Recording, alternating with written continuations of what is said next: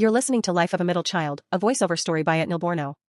If you've ever felt invisible in your own family or wondered how silence can echo louder than words, this story might be for you.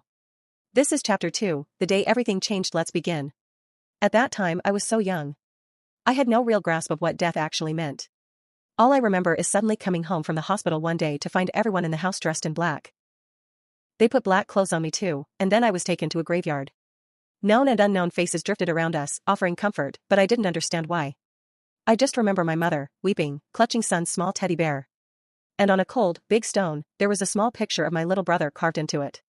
But with time, new ideas about death began to form in my small mind. It meant I'd never see my little brother again. In my child's head, death meant son wouldn't be crying in the middle of the night anymore, and I wouldn't have to sneak him away from mom's arms so she could finally get some sleep. Death meant that even if I bought a toy with my lunch money, my younger brother wouldn't be there to play with it. Death meant I was no longer an older brother. I wish everything had ended there, but it didn't. Our family situation changed, profoundly. My mother already struggled with postpartum depression. Son's death intensified it, transforming it into a suffocating shroud of guilt. Of course, she received medical help. My entire family rallied around her, friends, neighbors, everyone offering support because her condition was critical. Her mood swung wildly. One moment she'd seem okay, then suddenly she'd fall silent, or dissolve into tears, or rage, or talk to herself. Sometimes, the terrifying whispers of suicide would surface. Luckily for her, she was an Omega. My father was an Alpha, and both sets of grandparents were Alphas and Omegas too.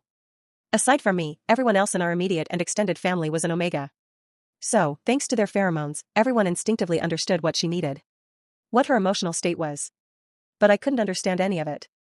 I was, and still am, a beta. Most of the time, my mother would appear fine, yet suddenly everyone around me would be comforting her, or speaking in hushed voices, their faces filled with some invisible understanding. I never knew why. I never understood how they knew what to do or say. Despite being right there with them, I never truly understood her. Or any of them.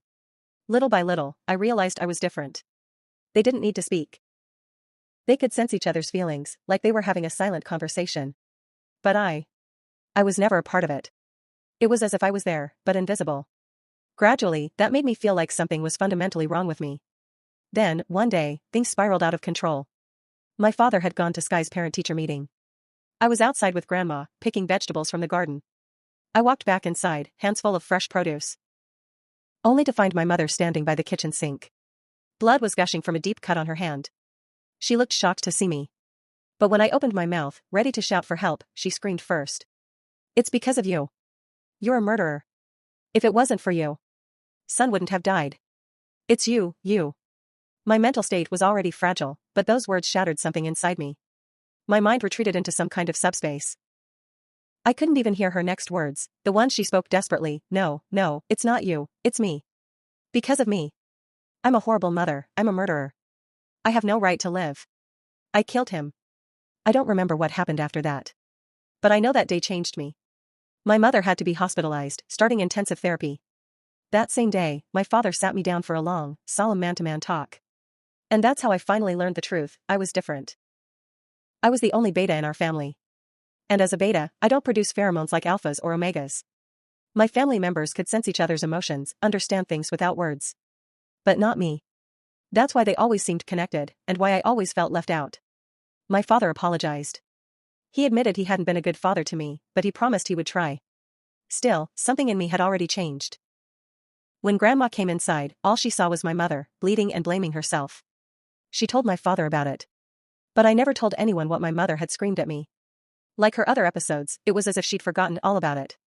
With time and treatment, her condition improved. But I slowly began to distance myself from the family. They were focused on my mother. And I was, somewhere else. Being a beta only added to that invisible wall between us. Then, in the second year after son's death, something changed again. My mother was pregnant. That child became a blessing. Her health improved. And 9 months later, she gave birth to a healthy Omega son. They named him Fugan, because he brought color back into our family. But something else changed. Something only I noticed. Everyone had forgotten about son. No pictures, no toys, no slips of memory. It was as if he had never existed. I was the only one who remembered. I hid some of his photos and toys. I held on to his memory, alone. And I kept my distance from Fugan. Not because I disliked him or felt jealous, but because I was afraid. Afraid that if I got too close, I might somehow hurt him too. Whenever I felt the gap between us closing, whenever I felt warmth, I'd throw tantrums. Act out. Demand attention. Everyone called it middle child syndrome. But the truth was, I was just scared. Still, Fugan liked me too much. He followed me everywhere.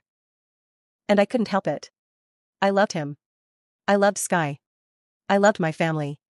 But none of that changed the fact that I was different. Then, at 14, something unexpectedly good happened. My great-grandfather, also a beta, had left a hidden will. He stated that the next beta born in the family would inherit some property, managed by an old friend's family. And that's how I met them. A beta family who welcomed me. They became the family I never had. And there, I met my best friend. My lifelong companion. Mahasamet. They became my people. That was chapter 2 of Life of a Middle Child. If this story touched you, or made you think of someone in your own life, consider sharing it. Subscribe to the channel, and stay tuned for chapter 3. Until then, this is Nilborno, signing off. You are seen. You are heard. And your feelings matter.